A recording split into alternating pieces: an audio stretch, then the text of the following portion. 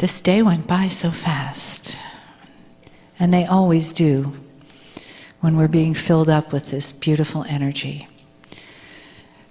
So as a completion of the circle for today,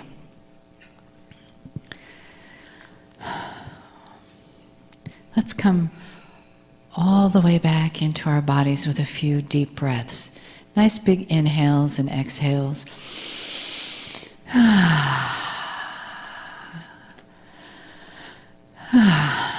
And if you take a few deep breaths, it'll also help you stay awake during the channel. And also I invite you to turn your palms up on your lap and just feel the energy that starts to come into them as it comes in through the love channel of your heart, through your crown chakra, your spiritual channel.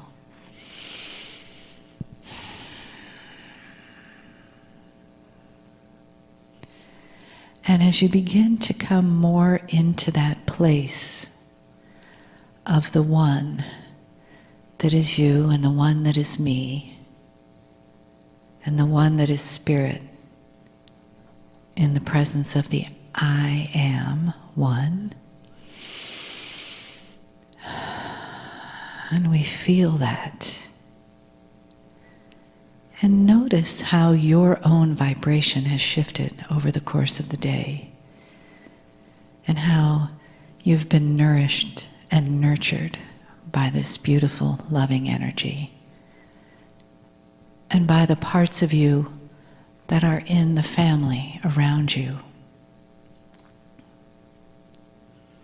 and by the love that brings us together.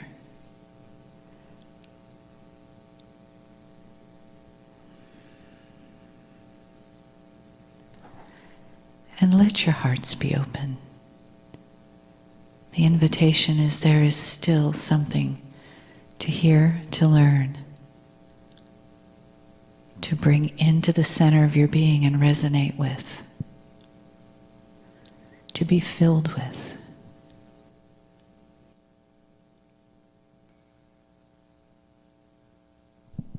Greetings, dear ones. I'm Kryon of Magnetic Service.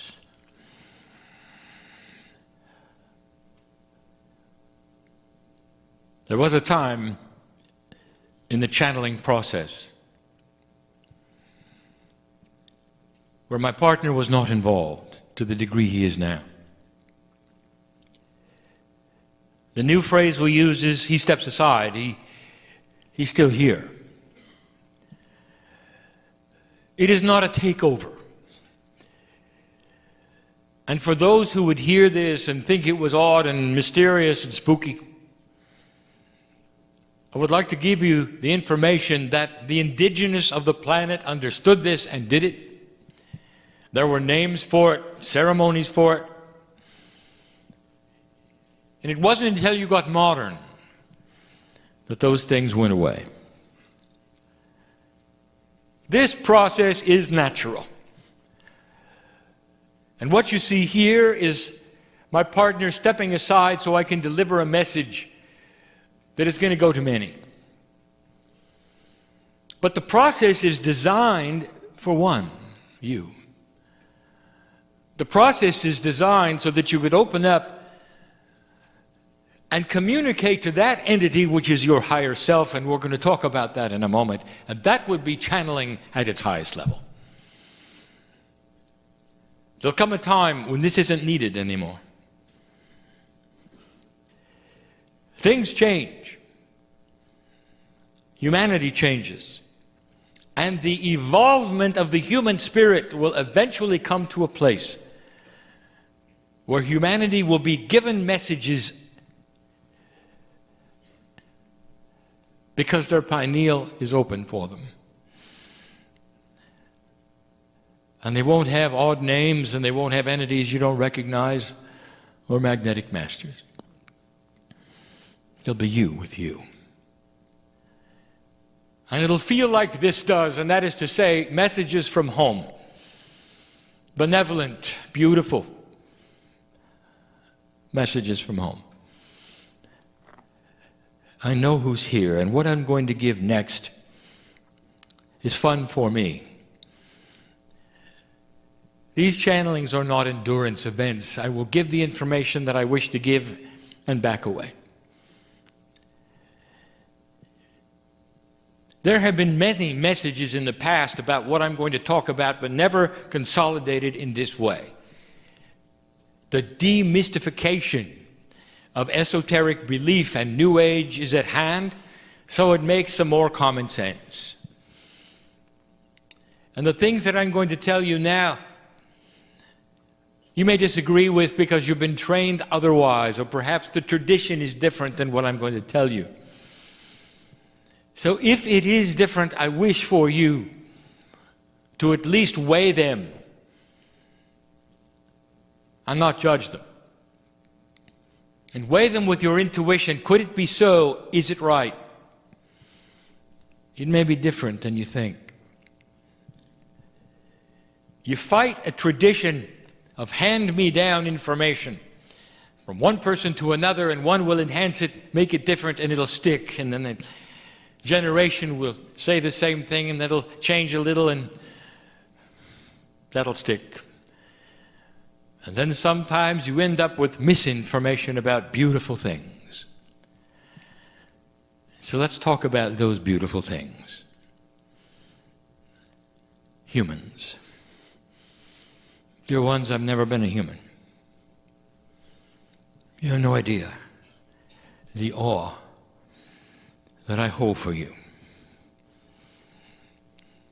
The soup of God is compartmentalized to some degree when it comes to service. It has to be. Not as you would think, but the pieces and the parts that become human on various planets through billions of years are a select group, and that's what you do. We're going to talk about souls, higher self. We're going to talk about angels and guides. That's all we're going to talk about. But even before I begin, I want you to see the lineage of your service. It did not start here. This has been going on a very long time. Our last messages talked about it. This planet, as you see it now, as you work the puzzle here, old soul, is one of many that you have worked the puzzle upon. And in your Akash, some of you carry that which you've done before on other planets, seemingly very similar. And it would be, and it is. You were human on all of them. And here you are yet again. I've never participated in any. I'm what you call a helper. And today I'm Kryon, in another planet I'll be something else. And I'll always be with you. And you have seen me before. Some of you heard the voice of my partner or read the words, and there was something that rang with truth beyond that which you've experienced in this life. You recognized me. And it wasn't from this planet, dear one, because you've been through this before, and you knew I was all right, and you knew I love you. And you know my hand was out as that from Spirit, giving you information that would do only benevolent things in your life, and you could trust it. Because I would never give you information that would hurt your heart or take you in the wrong direction, planet after planet. Now that is an Akashic remembrance that the old souls in this room, some of you, have. Some of you listening to this channel will now have it explained why when you opened the book and read the words, something jumped out at the page and you felt it in your heart and you said, I remember this. And some of you wept, not with the information, but the perception of remembering. And it wasn't here. Because you've done this before. You've done this before. Corporally, very similar. feels very much like before. Old souls in this room have spent lifetime after lifetime on this planet, and you're used to it. But there was another planet before this, and before that, and before that. You're a part of the creative source, every single one. Let's talk about souls. What is a soul? The word soul is used by mainstream humanity, no matter what their belief system, even if they have no belief system. They talk about souls. Isn't it interesting that humanity knows what a soul is without ever pretending to believe that you have one? They know what it is. So common is it, mariners of old would report how many souls on board instead of how many humans on board. It's become vernacular, describing that which is the spiritual essence of a human being, a soul. In some systems, the soul is here one time on the planet and never again. In other belief systems, it comes over and over. But it doesn't matter. In every single case, the soul represents that piece of the human body which resounds to God. And in the mainstream belief, it is mainly a four-dimensional, or what you have called a three-dimensional perception. A soul is a singular entity that belongs to the human whose face is in the mirror. And when you die, it goes with you somewhere else. And in some belief systems, it comes back. And that's simple and incorrect. But it's okay. If I said to you, you have to walk before you run, you understand what the evolutionary process is of perceptions, thinking, spirituality. It's okay.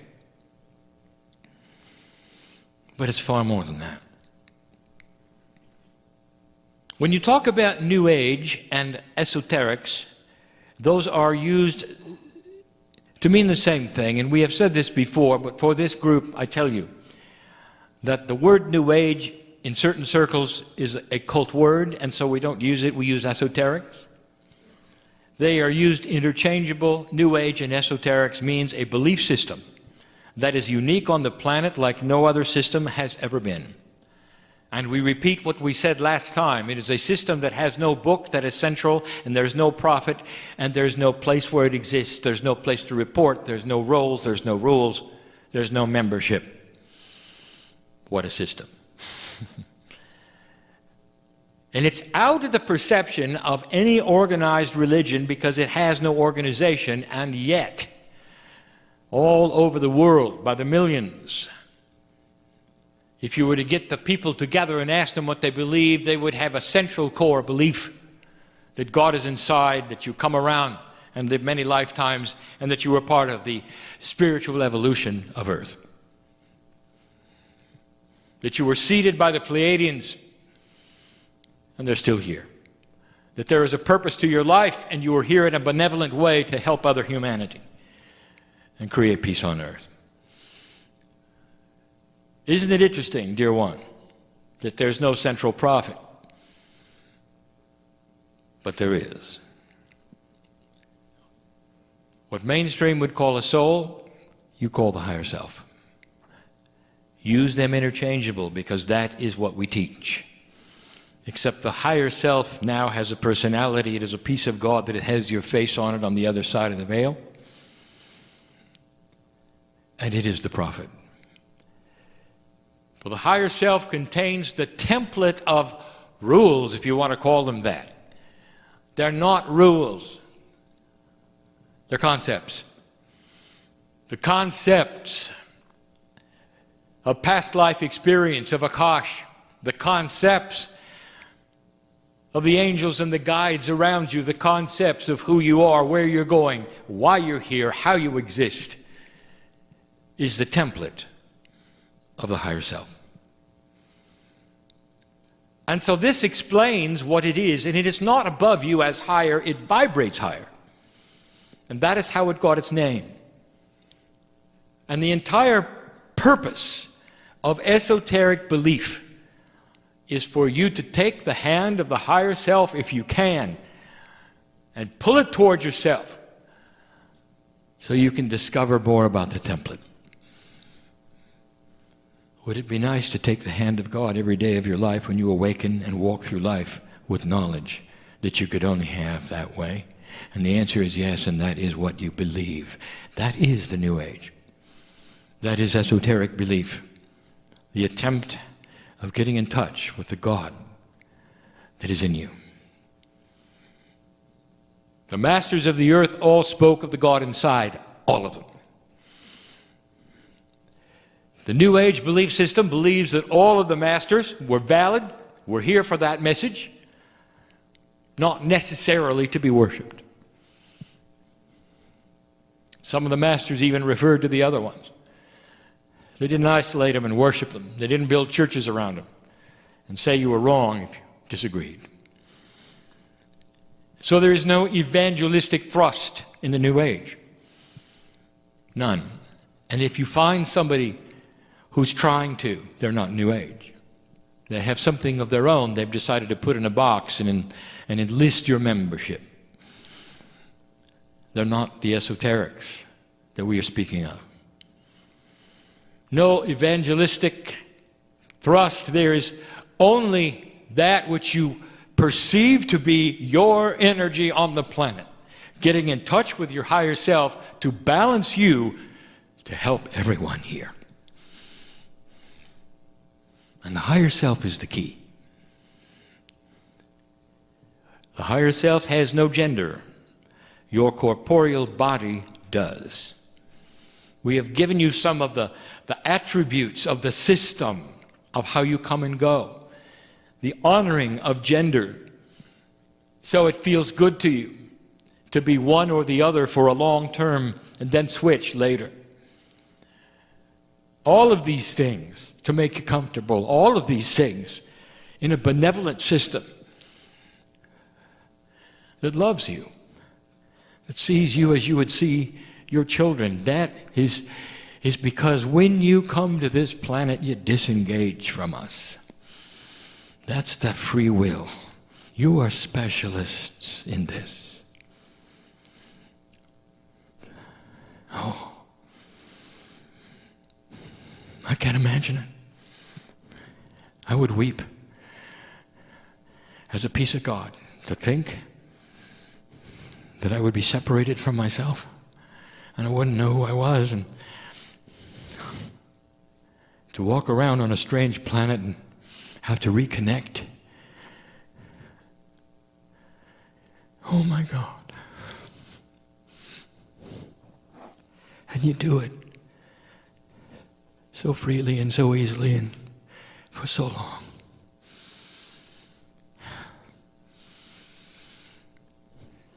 And you know why I am so enamored with you.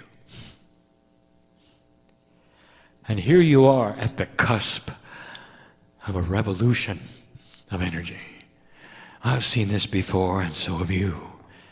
And now some of you are beginning to remember what it was like on other planets when this took place, when the old souls just barely passed a marker that gave them the energy they have been looking for and asking for and wanting so badly. I want to talk about angels. And I really haven't much before. I'm not an angel. I'm a helper. My partner has called me a benevolent angel of the New Age. That's not right. I'm a helper. Believe me, if you saw an angel, you'd know the difference. Number one, are angels real? Absolutely. Absolutely. Number two, who or what are they? There is a system, dear ones, of benevolent help for this planet. And it's so complicated to let you in on perhaps where the angels are, what they do, how often, who they are, where they come from. But I'm going to give you some information that some of you won't like, and some of you will go, that explains it.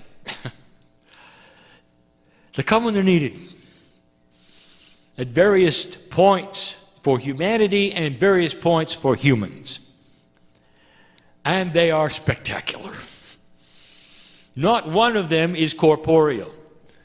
Again, humanity has decided that when an angelic energy visits them, because it's simply beyond their perception in 3D, in order to make it work for them, they put skin and wings on them and give them a name.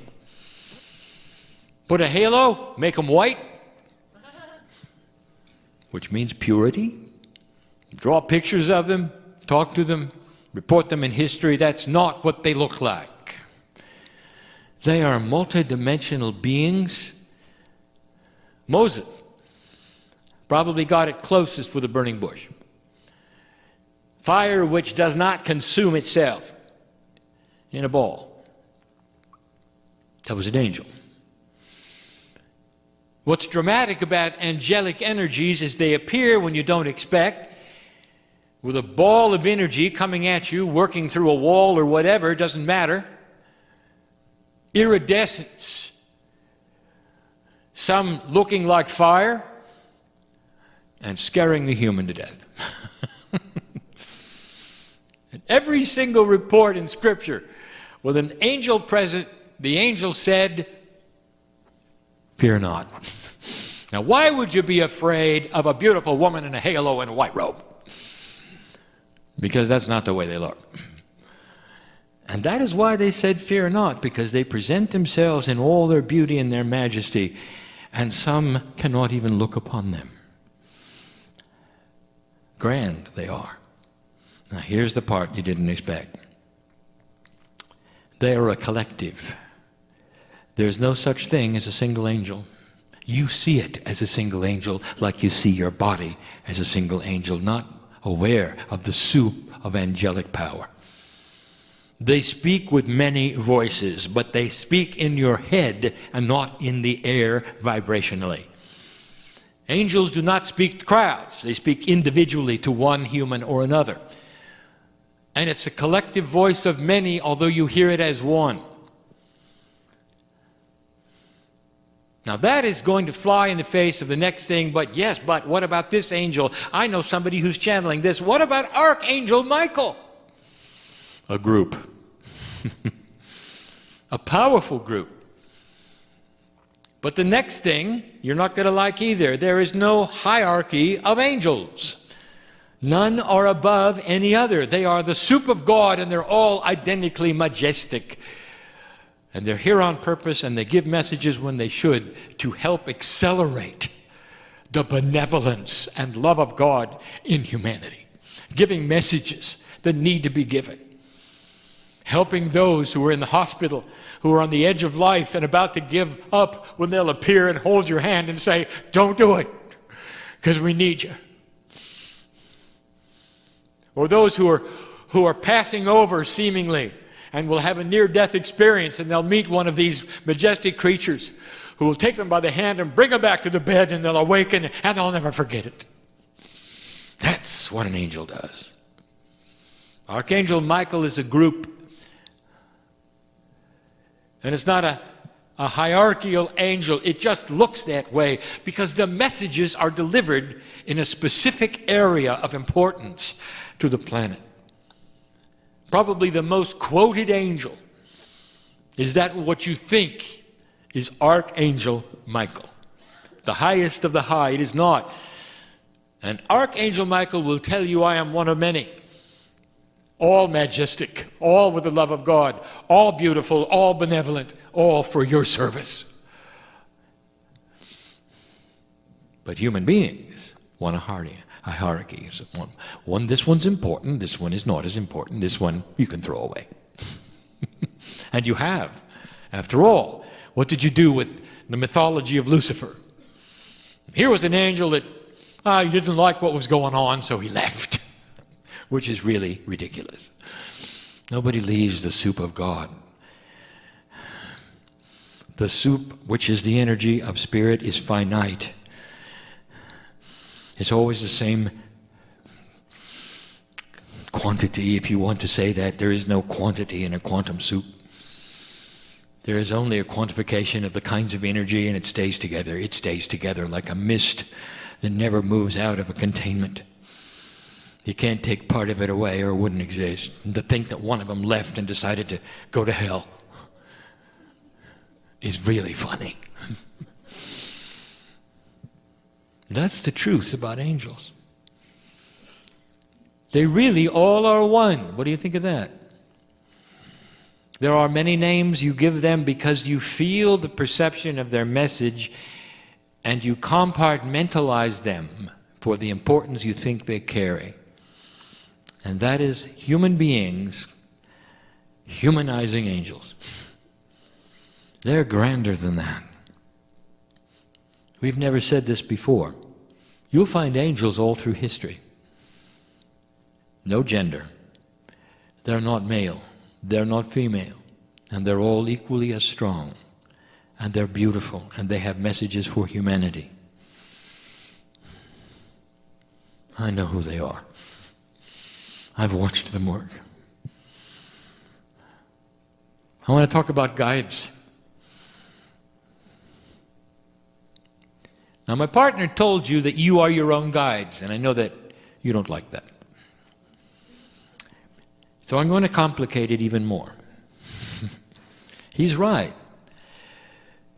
But I want you to put it in another perception. You have something which you have called the Merkaba or Merkaba. Loosely translated, about 8 meters wide, it's a field that is quantum around your DNA, created by your DNA, because it has quantum attributes that affect the spin of atomic structure. Every single human being has unique DNA, and so each field is unique. The field of the Merkaba is not your soul, it's not even your higher self, it's you, the field of your DNA. And it has a complete and totally different purpose than to interface with anything but your corporeal body. That's what it does.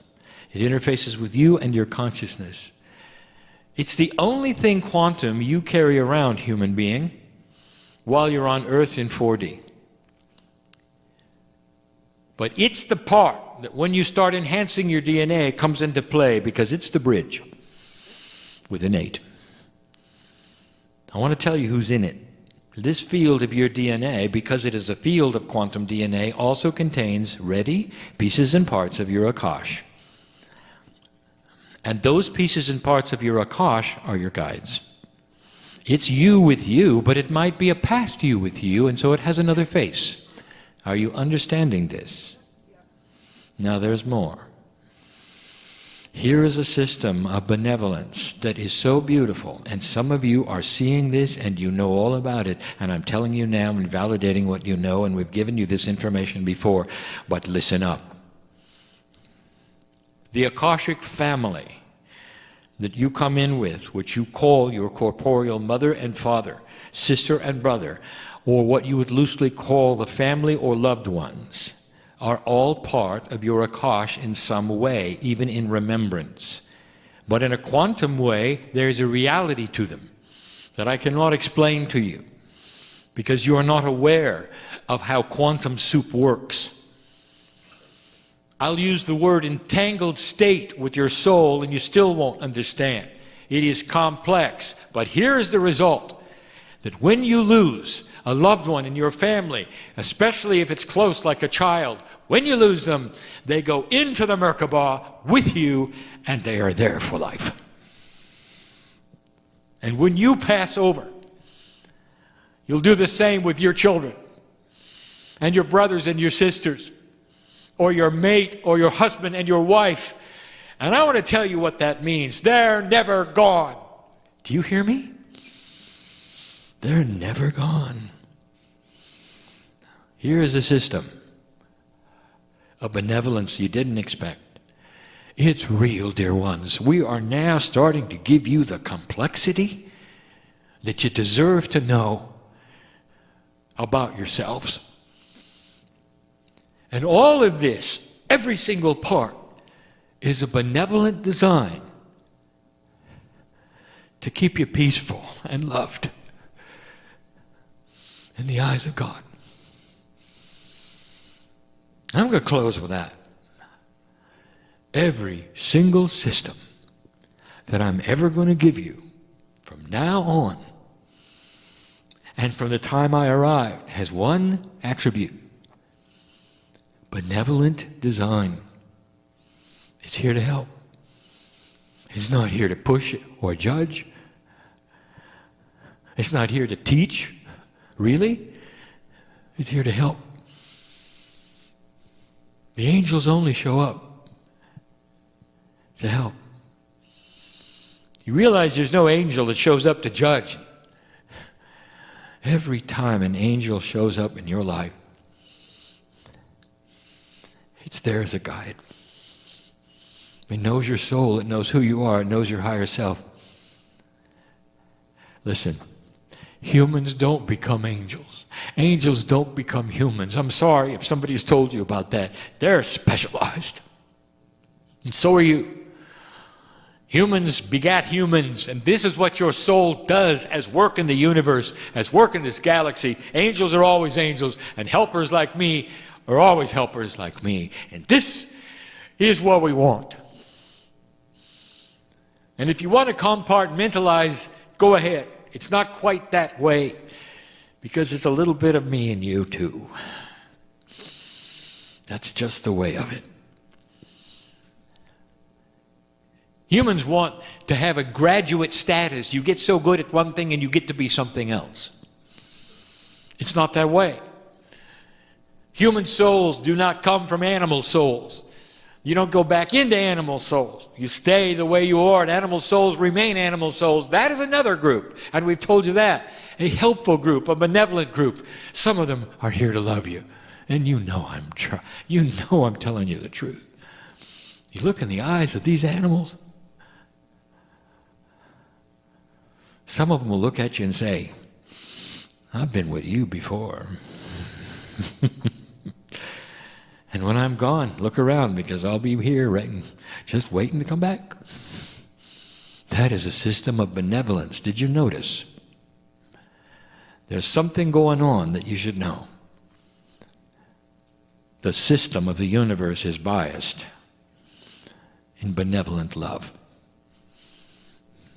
And if you're an atheist or an agnostic, you can ignore it if you wish to, and you can go in the room and shut the door, and you can sing loud so we can't get through, but I'll tell you, we're there to love you anyway. And we're going to walk out the door with you anyway.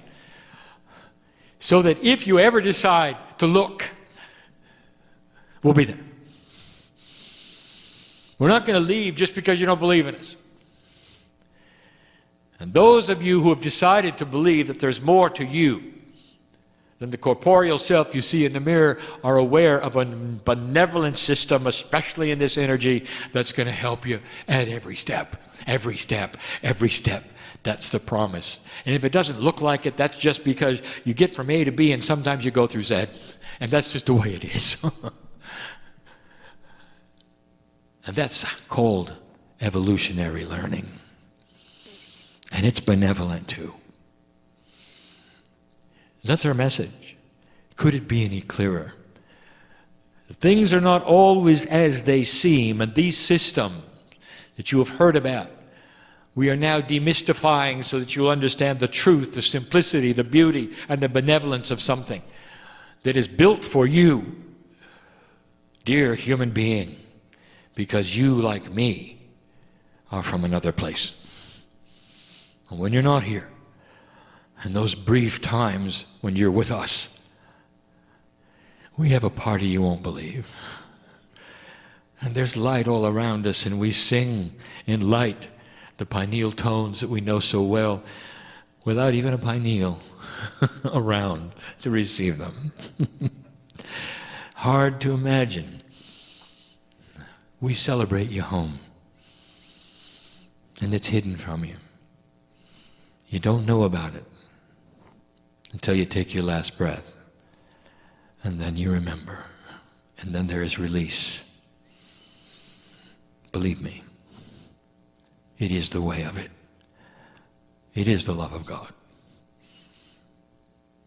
And so it is.